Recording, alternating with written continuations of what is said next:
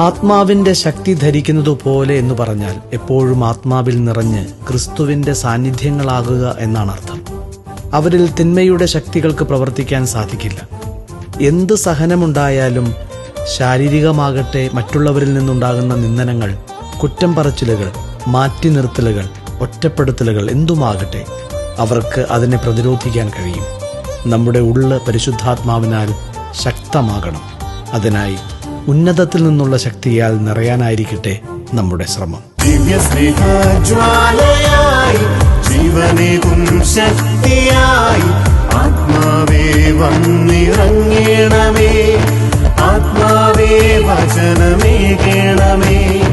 ദിവ്യസ്നേഹജ്വാലയായി ജീവനേകും ശക്തിയായി ആത്മാവേ വന്നിറങ്ങണമേ, ആത്മാവേ വചനമേകണമേ.